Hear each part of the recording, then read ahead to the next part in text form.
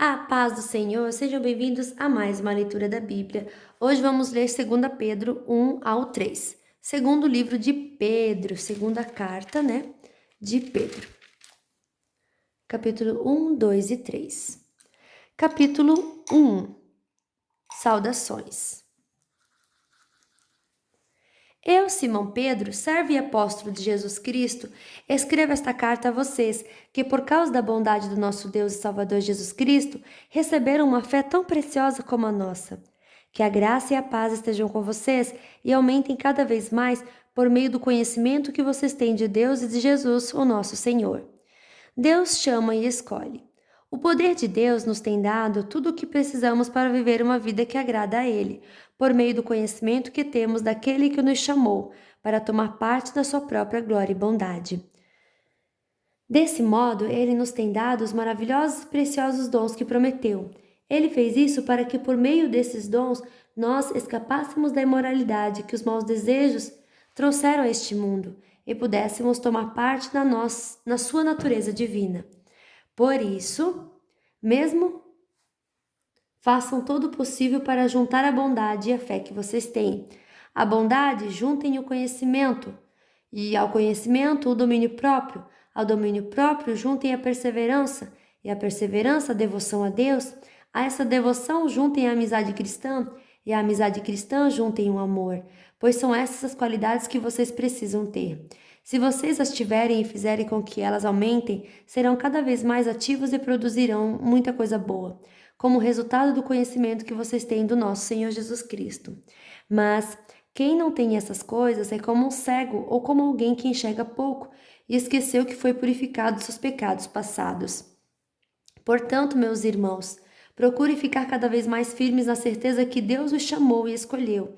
Se vocês fizerem isso, jamais abandonarão a fé, e assim receberão todo o direito de entrar no reino eterno do nosso Senhor e Salvador Jesus Cristo. Por isso, farei sempre com que vocês lembrem dessas coisas, embora já as conheçam e estejam firmes na verdade que receberam. Penso que, enquanto eu viver, é justo que faça com que vocês lembrem dessas coisas, pois sei que logo terei de deixar este corpo mortal, como o nosso Senhor Jesus Cristo me disse claramente. Portanto, farei tudo o que puder para que depois da minha morte vocês lembrem sempre dessas coisas. Nós não estávamos contando coisas inventadas quando anunciamos a vocês a vinda poderosa do nosso Senhor Jesus Cristo, pois com os nossos próprios olhos nós vimos a sua grandeza. Nós estávamos lá quando Deus o Pai lhe deu honra e glória. Ele ouviu a voz da suprema glória dizer: "Este é o meu filho querido, que me dá muita alegria." Nós mesmos ouvimos essa voz que veio do céu quando estávamos com o Senhor Jesus no Monte Sagrado. Assim temos mais confiança ainda na mensagem anunciada pelos profetas. Vocês fazem bem em prestar atenção nessa mensagem, pois ela é como uma luz que brilha em lugar escuro, até que o dia amanheça e a luz da estrela da manhã brilhe no coração de vocês. Acima de tudo, porém, lembrem disso: ninguém pode explicar por si mesmo uma profecia das Escrituras Sagradas, pois nenhuma mensagem profética veio da vontade humana, mas as pessoas eram guiadas pelo Espírito Santo quando anunciavam a mensagem que vinha de Deus. Capítulo 2: Os falsos mestres. No passado apareceram falsos profetas no meio do povo, e assim também vão aparecer falsos mestres entre vocês. Eles ensinarão doutrinas destruidoras e falsas e rejeitarão o mestre que os salvou. E isso fará com que caia sobre eles uma rápida destruição. Mesmo assim, muita gente vai imitar a vida imoral deles, e por causa desses falsos mestres, muitas pessoas vão falar mal do caminho da verdade.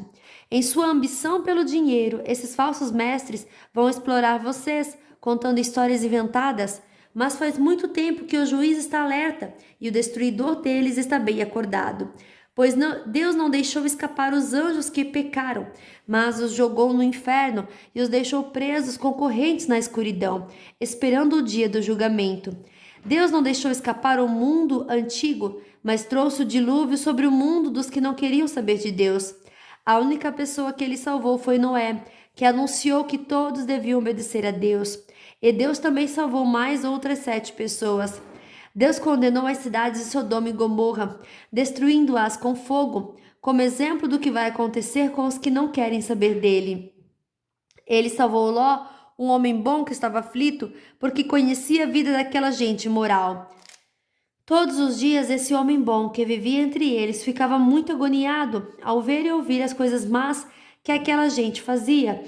Tudo isso nos mostra que o Senhor sabe como livrar das aflições as pessoas dedicadas a Ele e também sabe como guardar os maus debaixo do castigo para o dia do julgamento.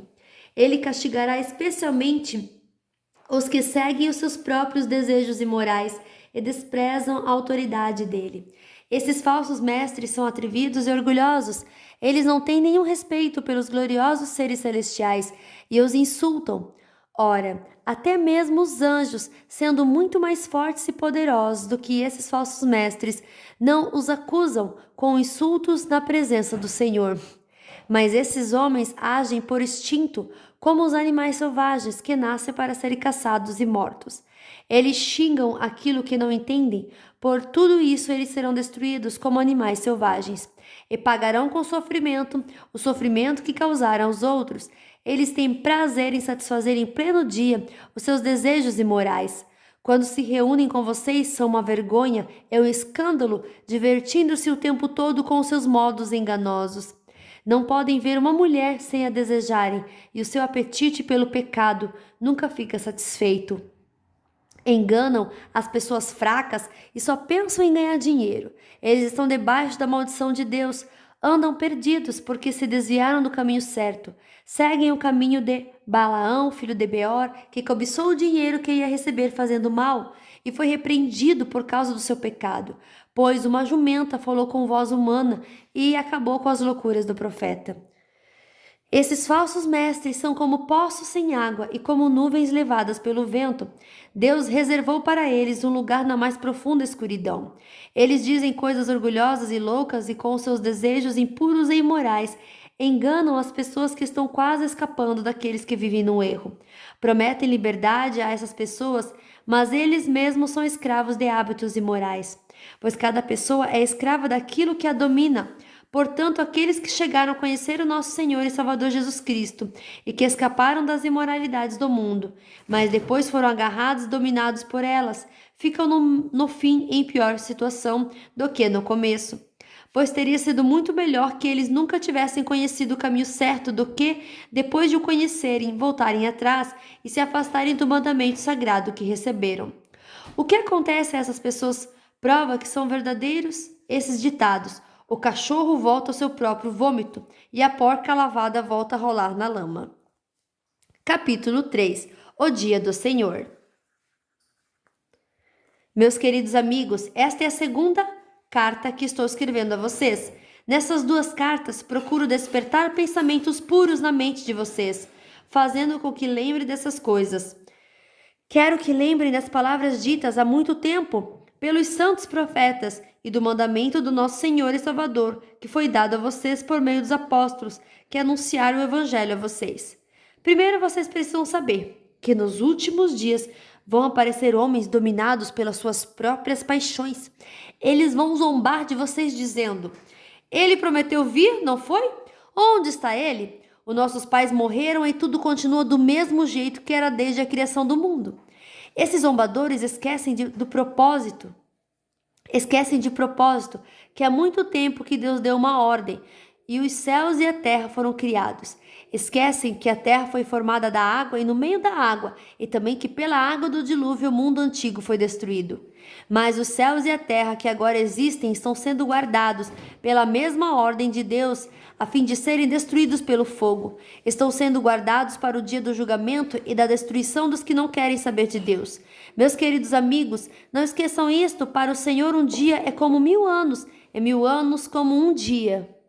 O Senhor não demora a fazer o que prometeu, como alguns pensam. Pelo contrário, Ele tem paciência com vocês, porque não quer que ninguém seja destruído, mas deseja que todos se arrependam dos seus pecados.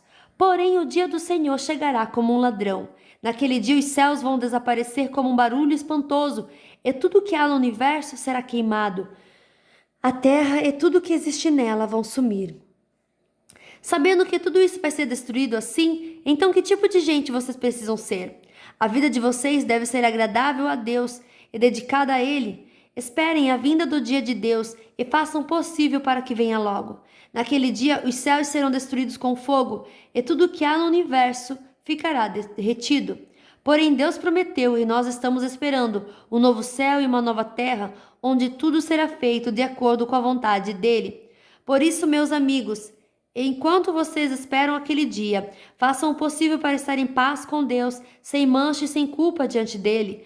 Lembrem que a paciência do nosso Senhor é uma oportunidade para vocês serem salvos, pois o nosso querido irmão Paulo, com a sabedoria que Deus lhe deu, escreveu a vocês sobre este assunto.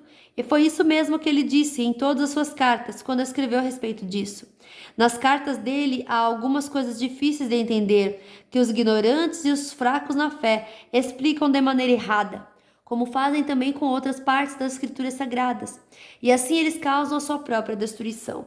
Mas vocês, meus amigos, já sabem disso, portanto, tomem cuidado para não serem levados pelos erros de pessoas imorais e para não caírem na sua posição segura. Não caírem da sua posição segura. Porém, continuem a crescer na graça e no conhecimento do nosso Senhor e Salvador Jesus Cristo. Glória a Ele, agora e para sempre. Amém. Fim da nossa leitura de hoje. Que Deus abençoe a sua vida poderosamente e até amanhã. Tchau!